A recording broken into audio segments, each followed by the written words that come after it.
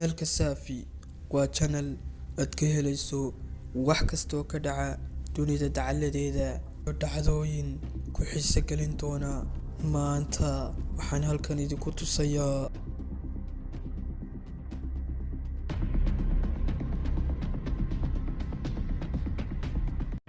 kan aynu ku noolnahay waxaa ka dhaca maalin kasta dhimasho iyo dhacdooyin kala duwan, isla markaasina sababi kara dhimasho iyo nololba.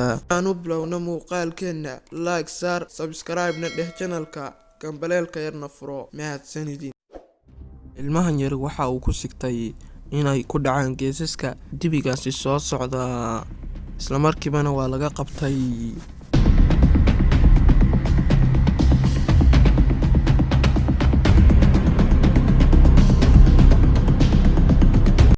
sidoo kale ninkan ilmihiisa yar waxa uu ku sigtay inuu gaarigan socda uu jiro, isla markiibana waa uu ka qabtay.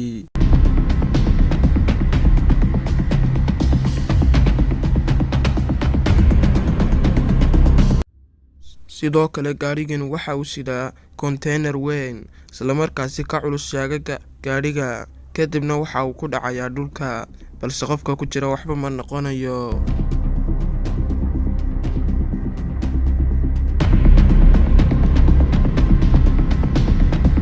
si fiican u eeg gaarigan soo socda, waxa uu jiirayaa qofka halkaa taagan. labadan gaari iyaguna waxa ay ku sigteen inay afka hore isla galaan, si aad u jeedidba, sababtoo ah gaarigaas ayaa u dhexeeya, ismana arkayaan.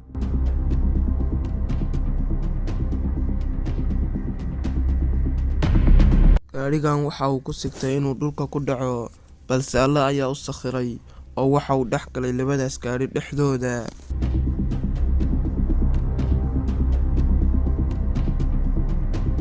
kani waxa uu ku sigtay inay kaga soo dhacdo mindidaasi lugta, isla markaasina sababi lahayd dhaawac aad u xun.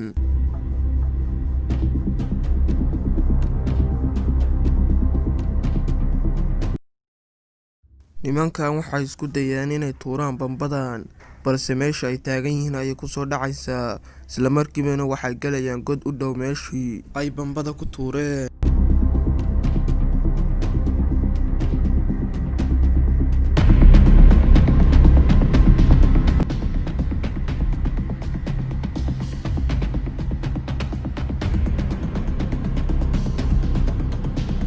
sidoo kale gaarigan waxaa ku soo dhacaya dhagaxaan ka imaanaya dhinaca buurta.